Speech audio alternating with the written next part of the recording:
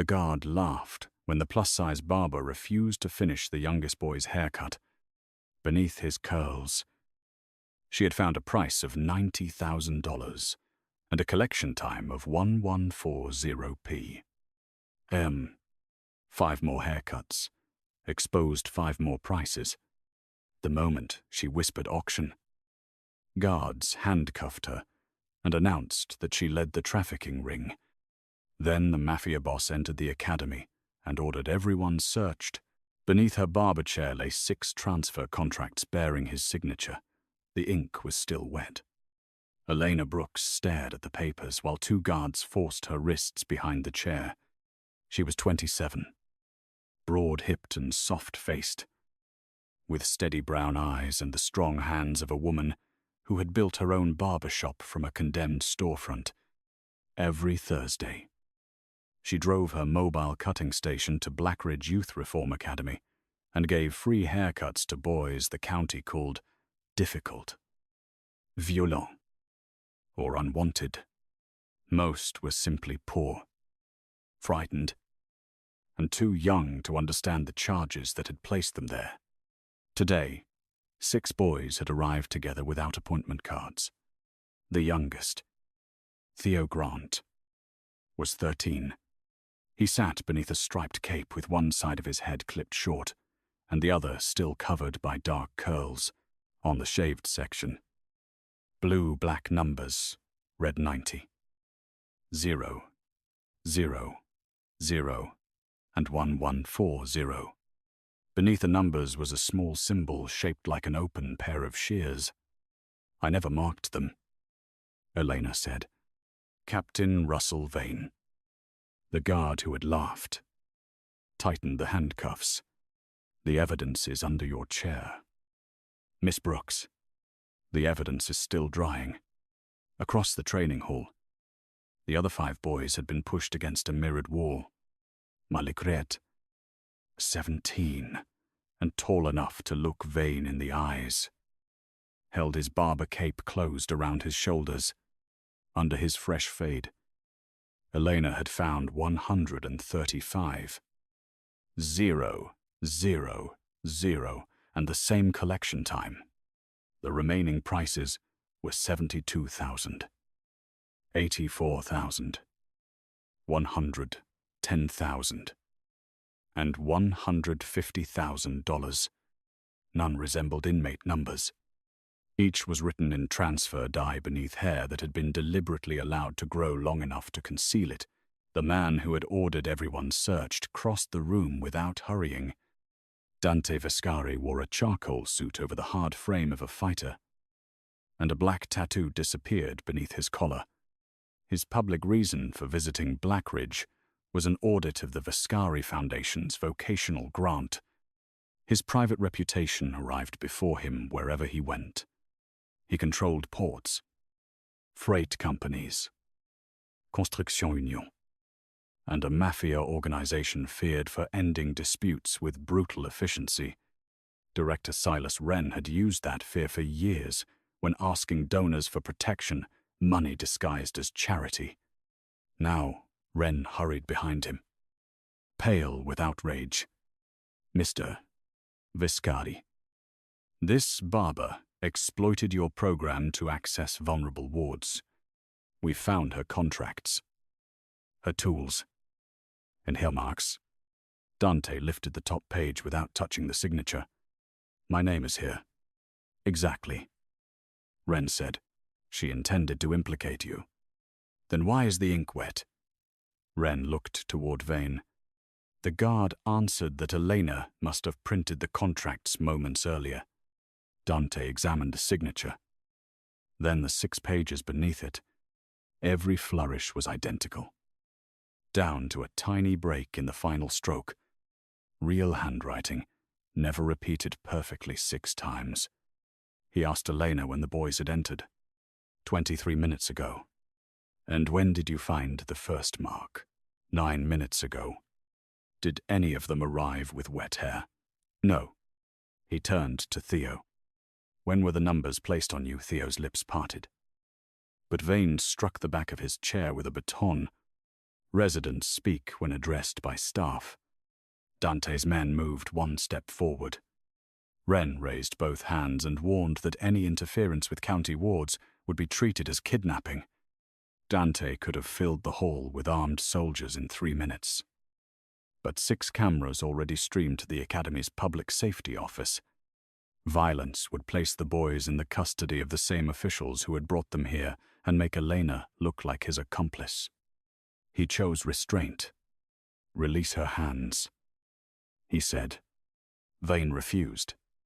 Dante's security captain, Leon Ward, took the guard's wrist and bent it until the handcuff key fell. No one drew weapon. Elena freed herself and then crossed straight to Theo instead of moving behind Dante's protection.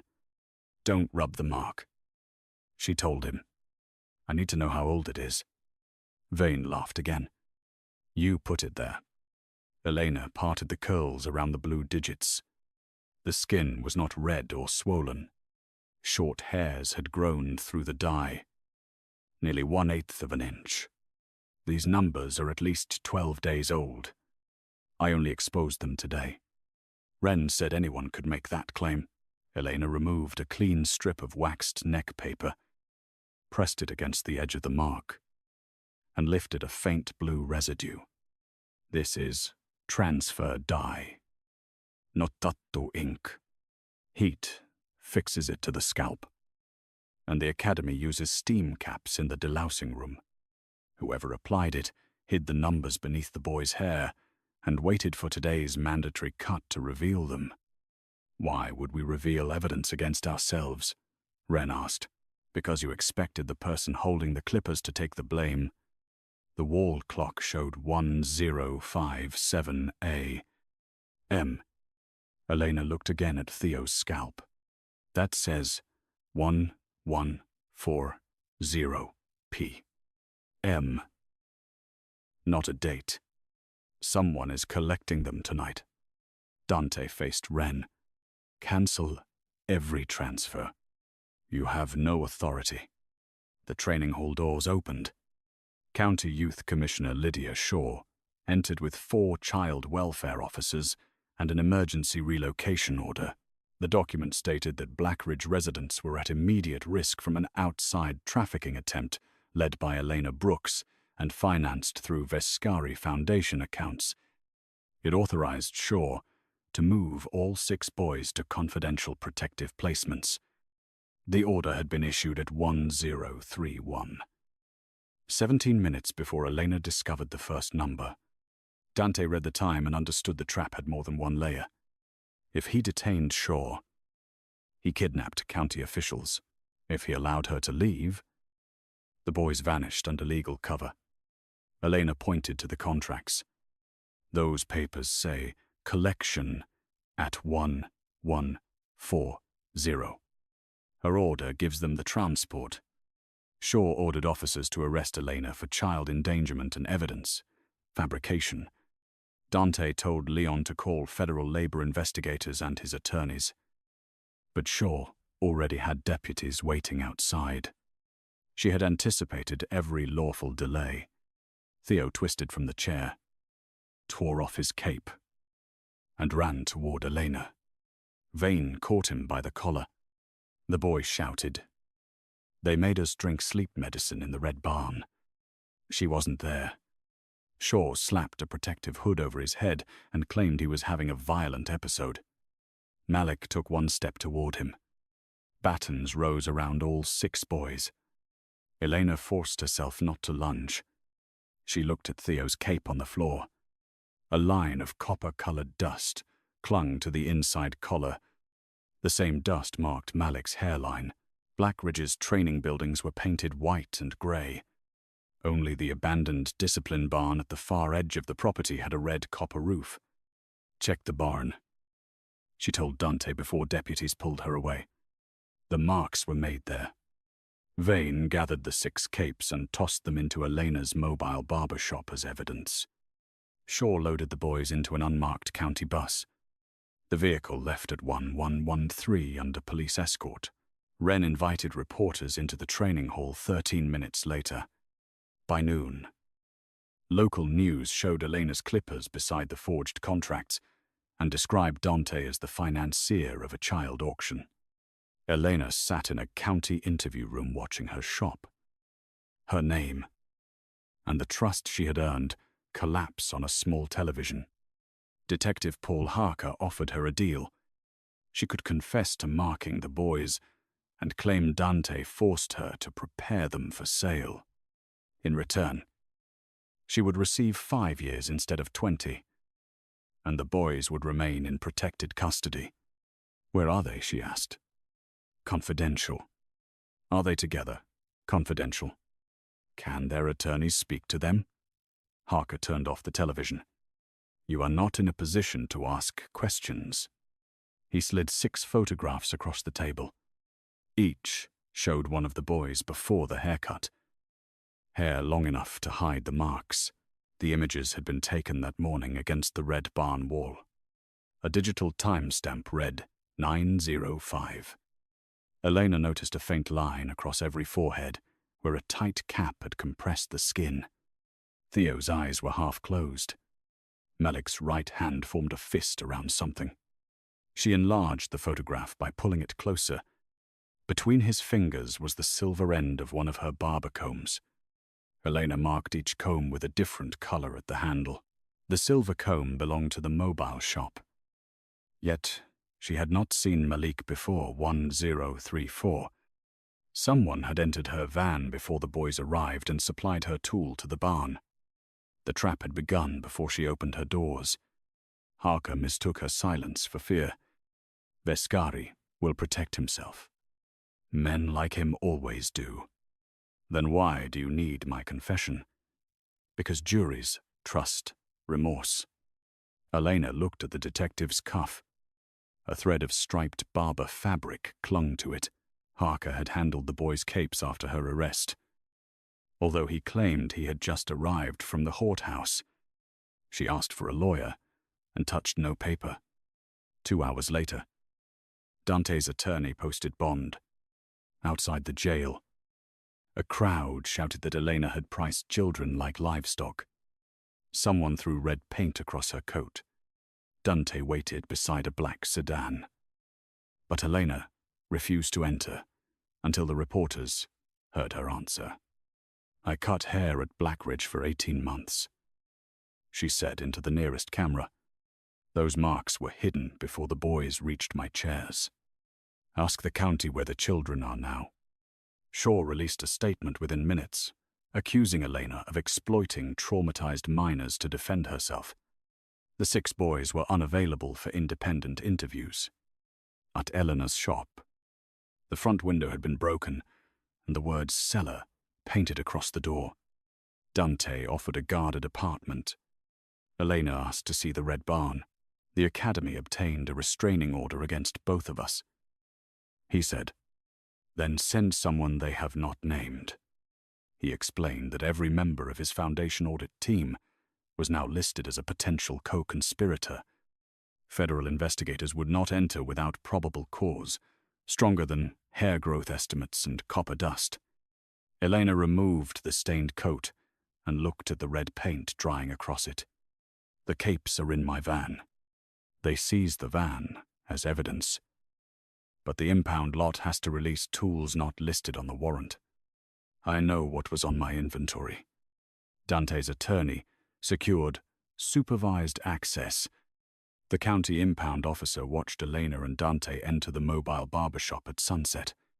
Every drawer had been emptied. Cash bundles, transfer stencils, sedative bottles, and photographs of the boys had been arranged in visible places, as if a trafficker had wanted investigators to understand the case without searching. Elena ignored the planted items. She inspected the 6 capes. 5 still carried copper dust. Theo's contained something more tiny white flakes embedded in the neck seam. Under a portable magnifié. Elena saw fragments of dried shaving soap mixed with coarse black hair. She used unscented gel in the van. and the boys had arrived unshaved. Someone had performed a test cut in the barn using old-fashioned soap, then allowed the hair to fall into Theo's cape. On the lower shelf, her silver comb was missing. A clean gap in the dust showed where it had rested. Dante studied the inspection warrant. The comb was not among the items listed by police. Someone had removed it after arrest because it carried evidence from the barn. "Who knew your color system?" he asked. "Anyone who watched me work. Silver combs for first visits. Blue for regulars. Red for skin conditions." Dante found a security camera facing the impound gate. The officer said footage had been disabled during a software update. Elena checked her battery clippers. One had been returned without its detachable blade. Under the empty clip was a strand of pale, synthetic fiber. Blackridge used orange restraint straps made from that material. The missing blade had probably cut a restraint in the red barn. That meant one boy had tried to escape before the haircut. Elena wrote down every observation, while Dante photographed each item in the officer's presence. They had proof of tampering, but still no boys. Dante's accountants traced the 6 listed prices to payments called restitution bonds. Under state law, private companies could sponsor vocational placements for adjudicated youth, paying the county to cover housing and training. Blackridge had reversed the system. Contractors secretly paid bribes for exclusive control of boys with useful skills, then received public subsidies for employing them. The $90,000 beneath Theo's hair was not what his future cost. It was what a bidder believed years of his labor were worth. Malik's $150,000 reflected his welding certification. Another boy spoke 3 languages. One repaired engines. Wren had turned rehabilitation into a private market, while Shaw issued sealed relocation orders, and Judge Victor Crane approved them. The open shears symbol beneath each price belonged to second chance trades. The Vescari Foundation program that Dante's late father had created. "They used your seal," Elena said. "And my money," Dante answered. His foundation had donated tools, vans, and training grants to Blackridge for 6 years. Complaints about unpaid apprenticeships had been classified as administrative errors and closed by people he trusted. He had never read them. If I had looked sooner, how many boys would not have disappeared? Elena could have comforted him. Instead, she told him the truth. "Find out. Then say the number where everyone can hear it." Dante ordered a complete outside audit and gave federal investigators access to every foundation payment. Leon warned that opening the books would expose questionable donations, political favors, and companies that preferred darkness. Dante signed the consent anyway. His cost did not erase the boy's danger, but it made his promise credible. Elena used her appointment records to identify former Blackridge residents. Most numbers were disconnected. One name, Yona Ellis, had visited her shop 8 months earlier. He was 19, nervous around guards, and missing a patch of hair behind his left ear. Elena remembered assuming it was a childhood scar. Jonah worked nights at a freight repair garage. When Elena found him, he ran at the sight of Dante's car. She followed on foot and called his name without mentioning police. He stopped, only when she described the 6 prices. Jonah lifted his cap. Beneath the hair, a pale set of numbers remained where repeated transfer dye had burned the skin. He had been sold at 16 to a private quarry operating under a work release contract. The county collected his wages, charged them back as room and discipline fees, and told him escape would place his younger sister in Blackridge. He got out after a foreman died, and the company changed ownership. He never reported the system, because Judge Crane had signed his guardianship order and Sheriff Harker's department returned runaways. Tonight is Founders' Table. Jonah said. They hold it twice a year. The boys are displayed as scholarship candidates. Bidders never call it an auction. Where Dante asked. It changes. The marks carry the location. Elena showed him Theo's photograph. Jonah pointed to the collection time. 11 is the district. 40 is the venue code. It could also be the departure time. They make one code, do two jobs. He refused to testify unless his sister was moved from her foster home first. Dante offered money and protection. Jonah shook his head. Your foundation logo was on the quarry gate. Dante accepted the blow. He arranged protection through a federal victim advocate, not his soldiers. And Jonah agreed to explain the system on record once his sister was safe. His account established a pattern, but did not identify tonight's venue. Elena returned to the copper dust. Blackridge's barn roof had been replaced by a company called District 11 Metalworks. Its invoices listed delivery location 40, not as an address but as a client route. Dante's freight office mapped Route 40 to the old Hawthorne Stock Exchange. A livestock auction hall converted into a private event venue. It was booked that night for the Blackridge Founders Scholarship Dinner. The event started at 9. Collection was 1140. They had 4 hours. Federal agent Maya Sloan listened to Jonah's statement and reviewed the foundation payments. But Judge Crane had already denied a search warrant, calling the allegations retaliation by 2 suspects.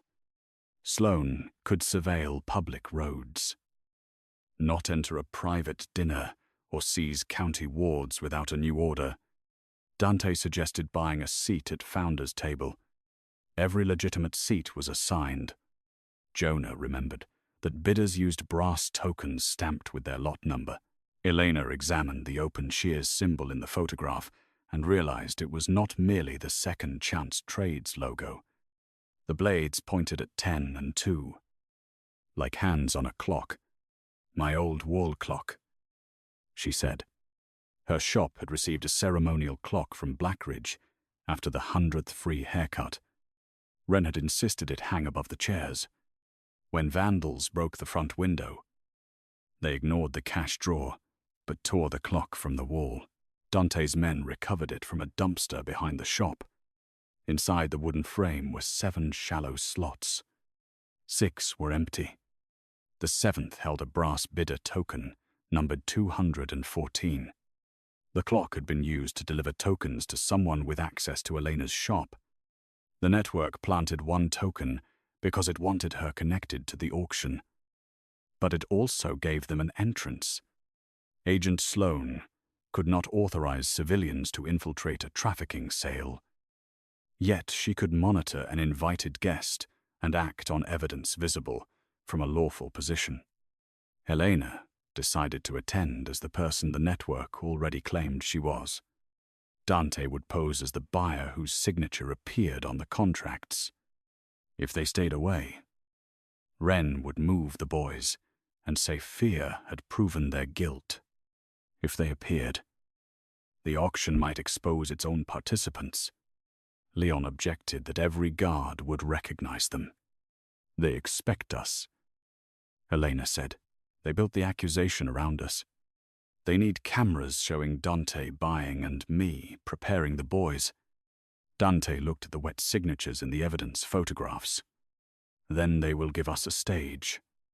Before the dinner, Elena returned to her damaged shop. She chose ordinary clippers, disinfectant, neck paper, a jar of transfer dye remover, and a hand mirror. No gun could enter the venue.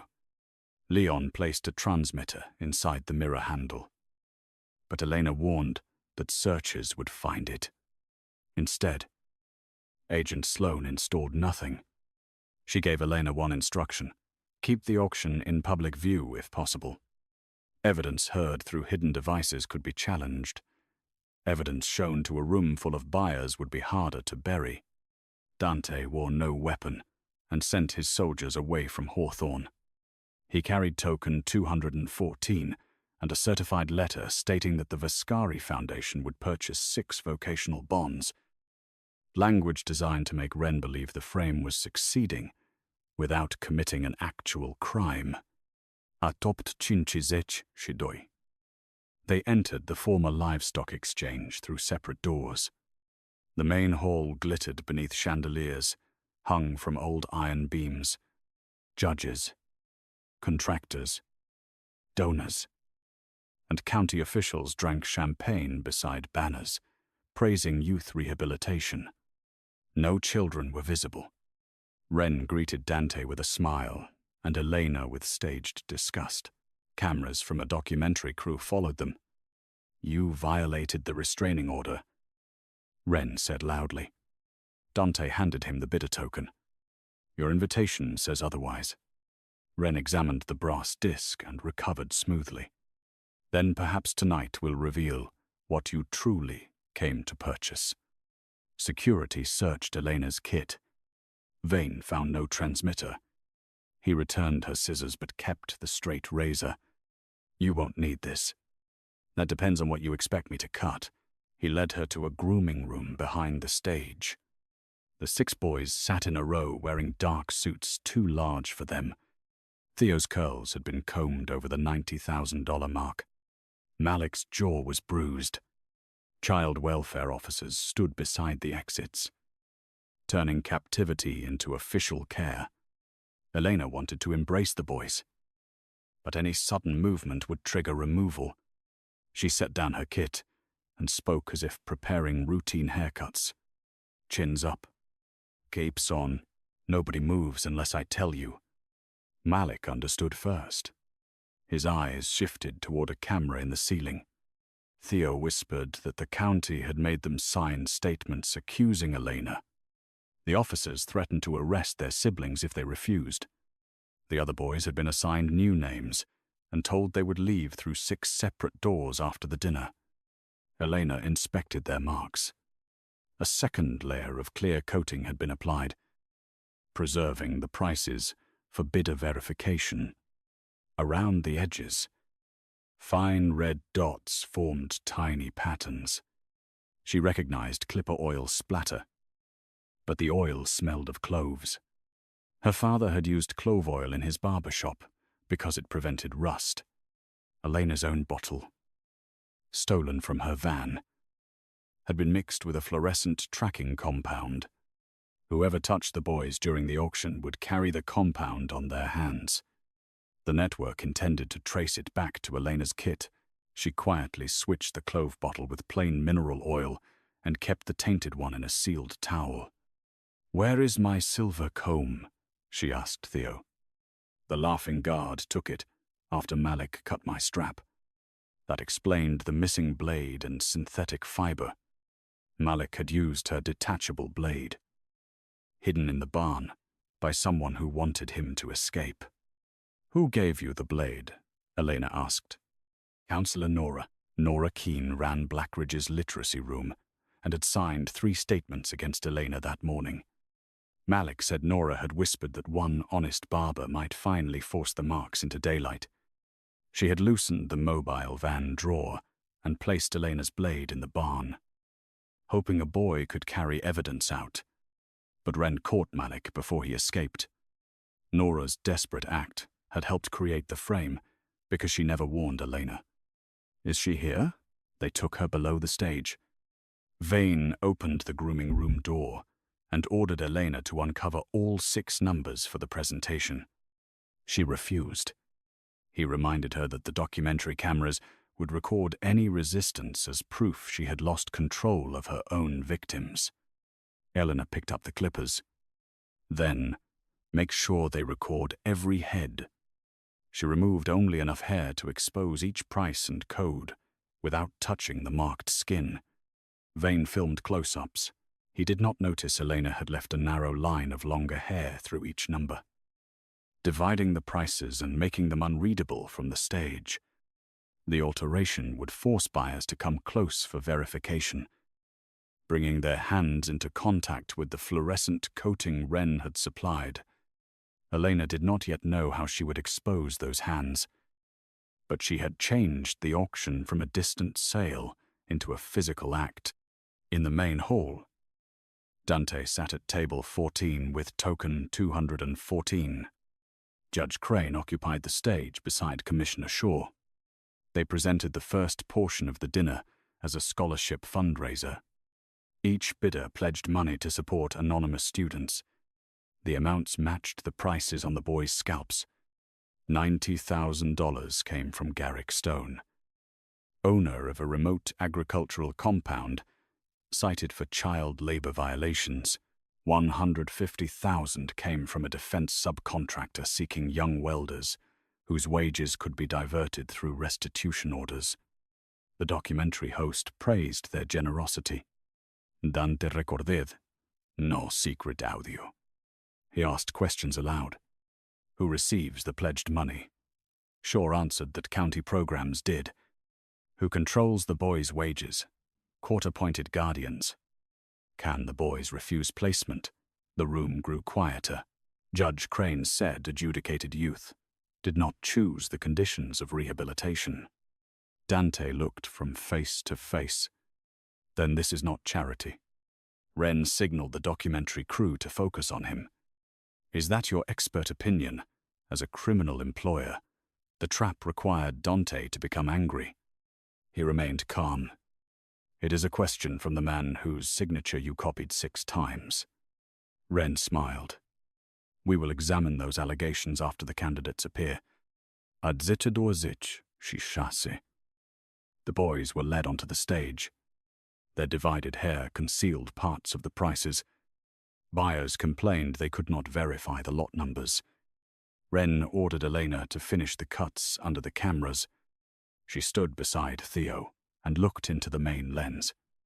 Before I do, to ask why 12 days of hair grew through marks. The county says I made today.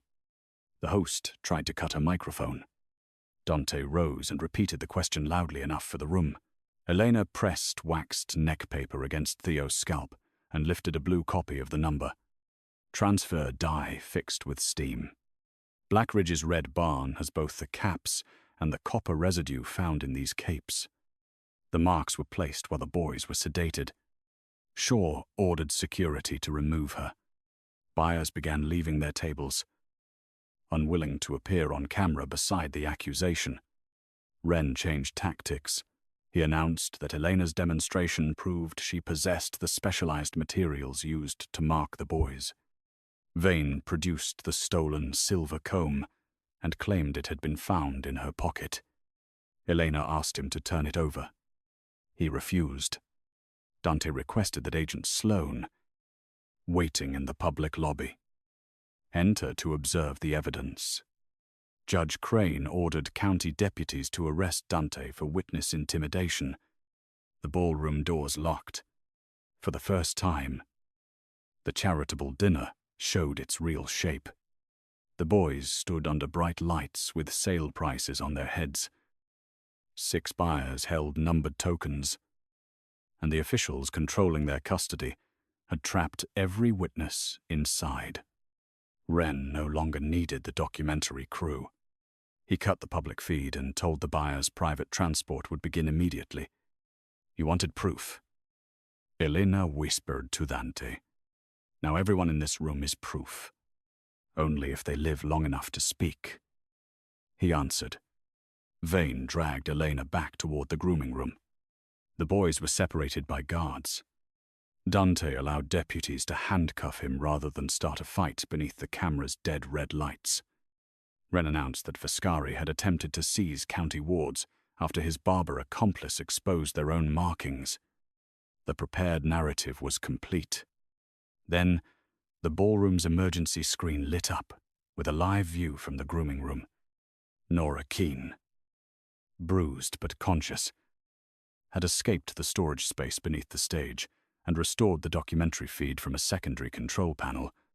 She displayed the unedited footage of bidders naming amounts Crane denying the boys any right to refuse, and Wren ordering Elena to reveal their numbers. The broadcast reached the public website for 23 seconds before Vane pulled the power. 23 seconds was enough. Agent Sloan saw it in the lobby. So did thousands of viewers. Judge Crane ordered all phones seized and every guest held as a witness. Panic spread through the buyers. Stone demanded his money back. Another bidder tore off his token and threw it beneath the table. Dante watched Wren's careful confidence crack. The director had built a system that survived by keeping each participant convinced only a few people knew. Elena had forced them to see one another. Wren ordered the boys moved through the old animal-loading tunnels beneath Hawthorne. Collection would occur early. The wall clock read 1041. They had less than an hour. Vane locked Elena inside the grooming room and took her kit. She heard 6 sets of footsteps, split in opposite directions beyond the wall. Nora crawled from beneath the control console. One eye swollen, and her left ankle dragging. The lower tunnel has 3 exits, she said. North for farm placements, west for factories, east for private guardians. Elena asked why Nora had signed false statements.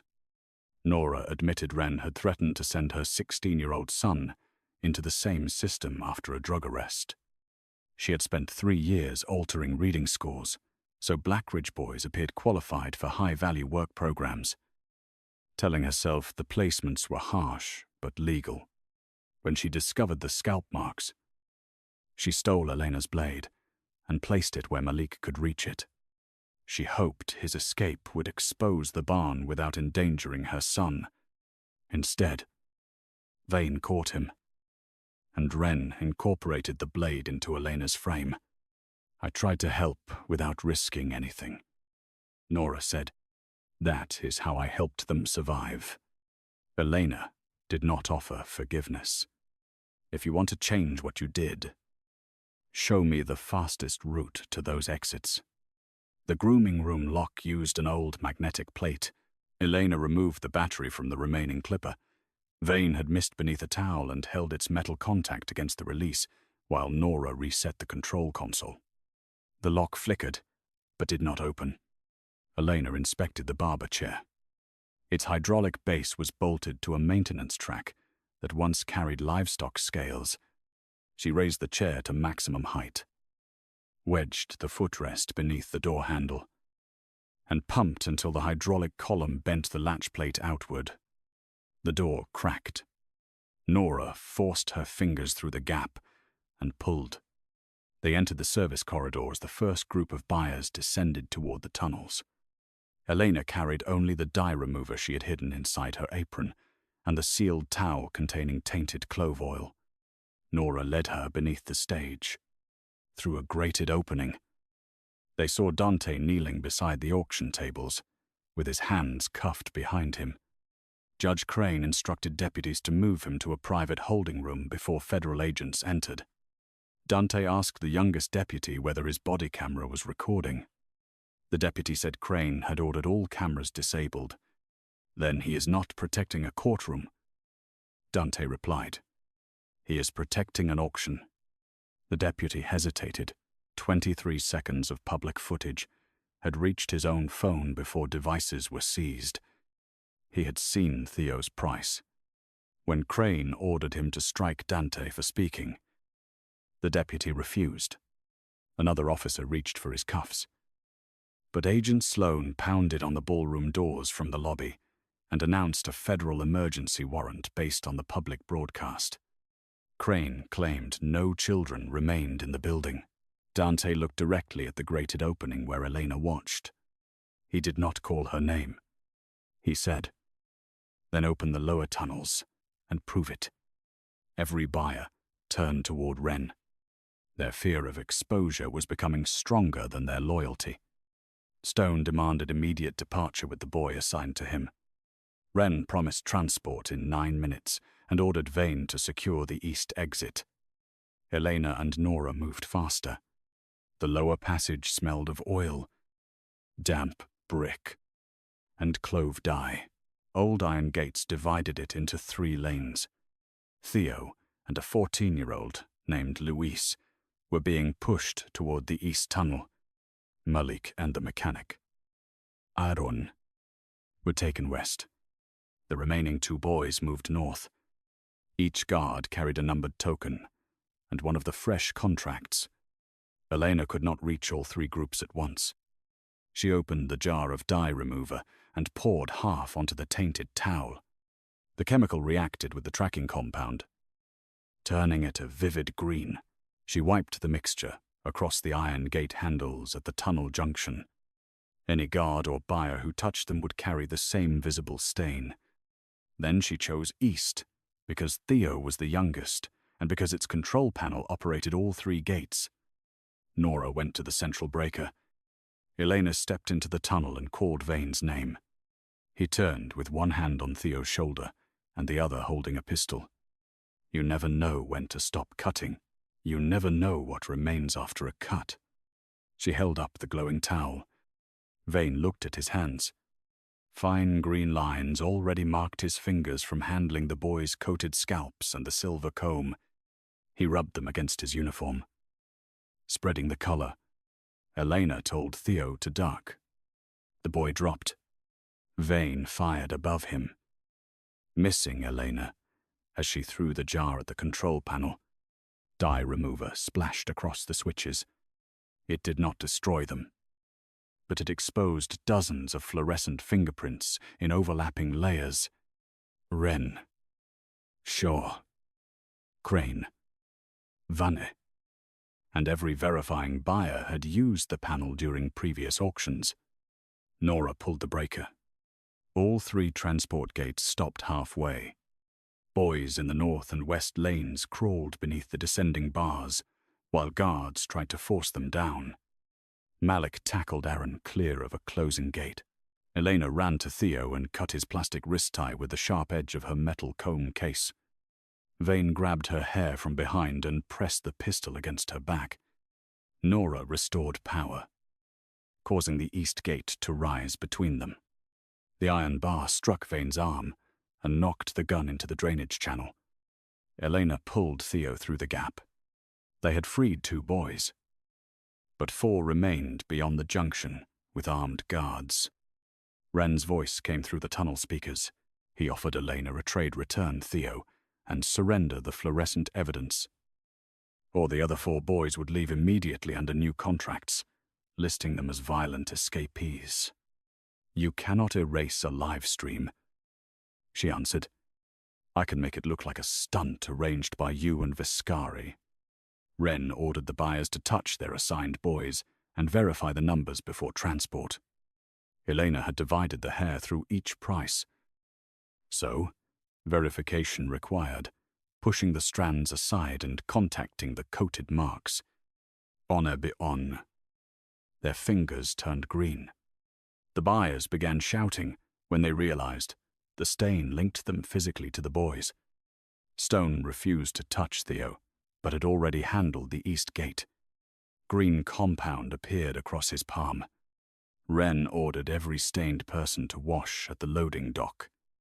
Elena knew ordinary soap would spread the dye rather than remove it. Only the jar in her apron could neutralize it. And she had used nearly all of it. The auction now carried itself on the hands of its participants. Above ground, Agent Sloane's team breached the ballroom doors. Judge Crane displayed his emergency order and accused Dante of orchestrating an armed abduction. Sloane found no armed Moretti men, only a cuffed Dante and county deputies holding donors inside a locked hall. She ordered the deputies to release him as a material witness. Crane threatened contempt. Sloane informed him that federal labor trafficking jurisdiction did not require his permission. Wren heard her through the upper intercom and accelerated the transfers. Hatuns preze 3. 3 vehicles entered the underground dock, a farm bus, a factory van, and a black town car registered to a private guardianship agency. The boys would be separated within minutes.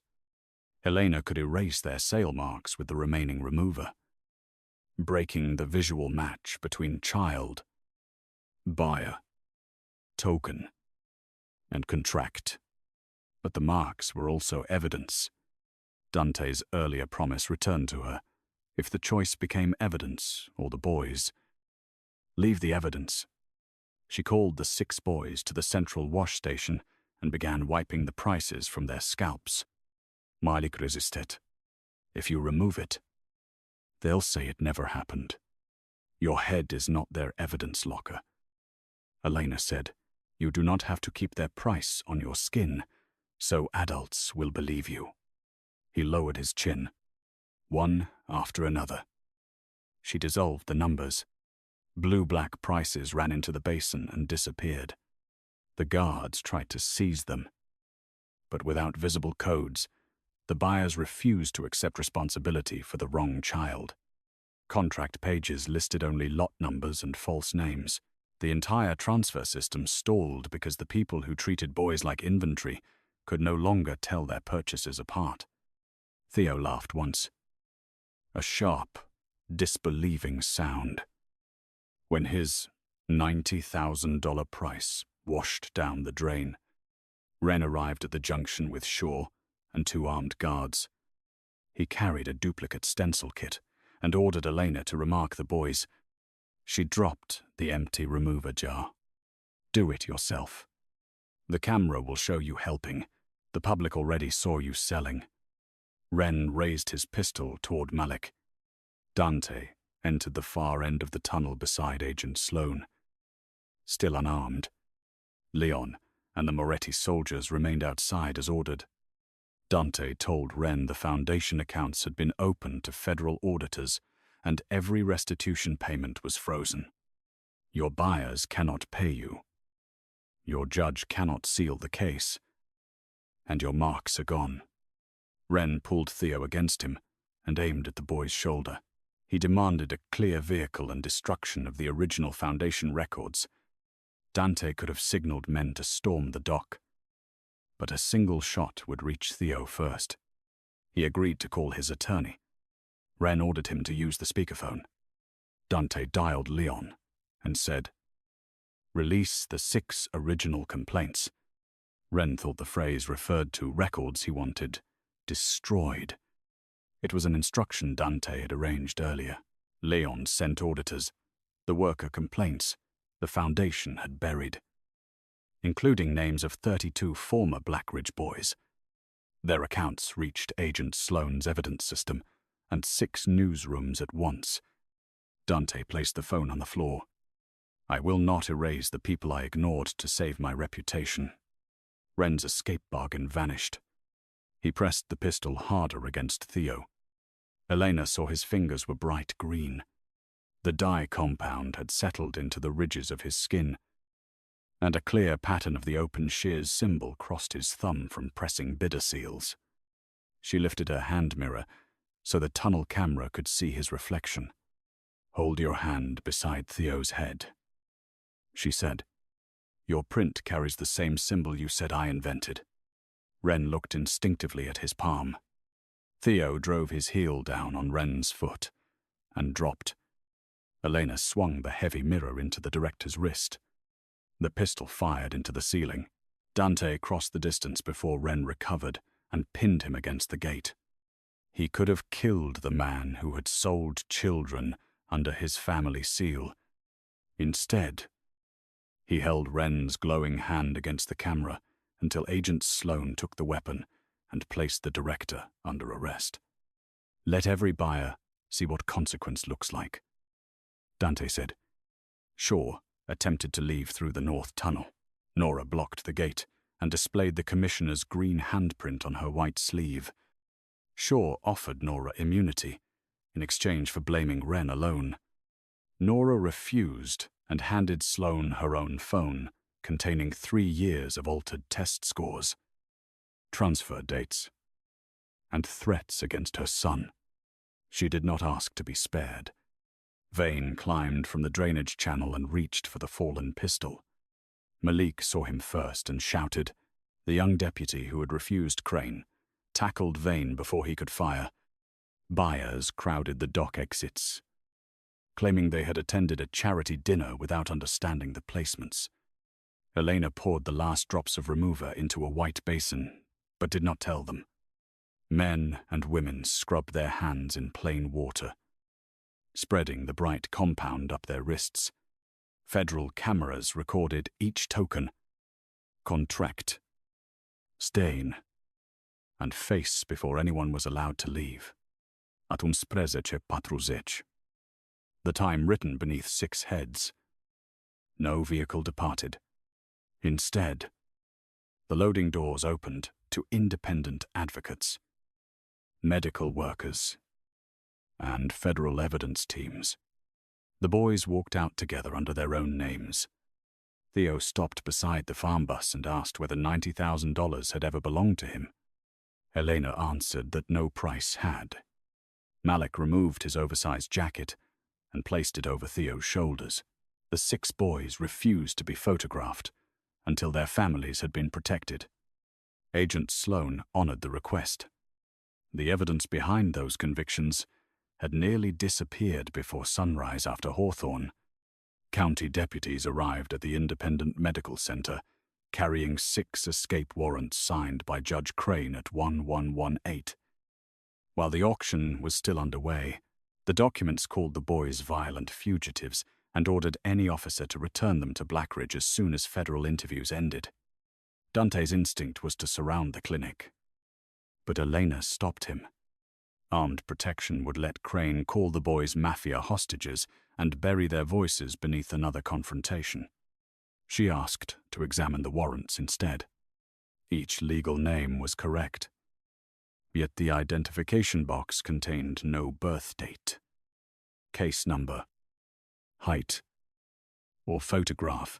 Theo was identified as 90. 000-140. Malik was Hadut Inmapulu. 000-1140. The other 4 orders used the remaining prices and the same collection code. Crane had signed court documents that treated sale numbers as identities. Fine green residue also marked the lower corner of each page where stained hands from Hawthorne had handled them. Elena pressed clean neck paper over the marks and lifted 6 partial impressions before deputies sealed the warrants. Agent Sloan added the pages to the trafficking case and requested an emergency hearing before a judge outside Crane's district. Wren's attorneys argued that Elena had invented the lot numbers after the boys escaped. Elena placed the blue transfers she had lifted from their scalps beside the warrants. Every number aligned. Photographs of hair growing through the dye proved the marks existed nearly 2 weeks before Crane prepared the orders. The neutral judge suspended every Blackridge custody claim and appointed separate attorneys for all 6 boys. Malik spoke first. He did not describe every night of abuse. He stated one fact: the county threatened his younger brother unless he accepted a buyer. Theo showed the faint shadow beneath his curls and asked why a protective agency needed to write a price on his head. The hearing lasted 27 minutes. It was the first official proceeding where no Blackridge employee could order them silent. Before dawn, Sloan learned that Wren had scheduled a records transfer from the Red Barn to a private shredding company. The shipping request used the same 11 to 40 route code. Because the escape warrants connected that code directly to the federal inquiry, she obtained authority to intercept the truck. Inside were steam caps, stencil sheets, bidragsrostas, disciplinary threats, and wage accounts belonging to former residents. The evidence did not appear through luck or a witness introduced at the last moment. It survived because Elena had erased the prices from 6 children while preserving their impressions, then recognized the same numbers when corrupt officials tried to turn the boys into fugitives. Dante looked at the original ending of the story. The network had prepared for them. 6 children returned. 1 barber imprisoned, and 1 mafia boss blamed for every stolen life. Elena had cut that ending apart without firing a weapon. The prices were gone from the boy's skin. The proof remained in official hands. And the people who had treated children like inventory could no longer hide what they had bought. Justice did not arrive in one dramatic arrest. It took months of interviews, audits, recovered contracts, and testimony from young men who had spent years believing no official would listen. The 23-second broadcast established the auction. Fluorescent residue connected Ren, Eschar, Vanne, Crane, and the buyers to the marked buoys and verification gates. Copper dust, hair growth, restraint fibers, and clove compound proved the numbers existed before Elena's haircuts. Mechanical analysis showed all 6 Vescari signatures came from a plotting machine housed in Blackridge's administration office. Foundation payments traced the county's restitution bond scheme. Jonah's account led investigators to 2 quarries, 3 farms, a machine plant, and 4 private estates using coerced juvenile labor. 32 original complaints proved Dante's foundation had received warnings and failed to act. He released them without redaction of his own negligence. Judge Crane was removed from the bench and later convicted of conspiracy to obstruction, forced labor trafficking, and accepting bribes. Commissioner Shaw received a separate sentence for falsifying placements and threatening families. Wren was convicted on all 6 current transfers and 21 earlier cases. The buyers lost licenses, government contracts, and assets used to fund the Open Shears Restitution Trust. Vane pleaded not guilty. But the silver comb, his fluorescent fingerprints, the red barn photographs, and the young deputy's testimony placed him at every stage. Detective Harker was charged with evidence tampering after striped cape fibers and impound records proved he removed the comb and altered Elena's van. Nora pleaded guilty to falsifying educational records and helping conceal illegal placements. Her testimony reduced her sentence but did not remove it. She accepted a ban from child welfare employment and spent her probation helping investigators locate former Blackridge residents without contacting victims who did not want to see her. Her son remained outside the system through an independent court order, not as a reward, but because children were no longer to be used as leverage against parents. Dante's consequences were different but real. The audit exposed reporting violations, unlawful political donations made by 2 foundation executives, and years of ignored complaints. He paid penalties, dissolved the board, and surrendered control of second chance trades to a council led by former participants. Several allies left him. One port contract collapsed under scrutiny. Rivals called his transparency weakness. He refused to close the books again. At the first public hearing, he did what Elena had demanded. He said the number aloud. 38 boys were transferred through programs carrying my family's seal. 6 were rescued at Hawthorne.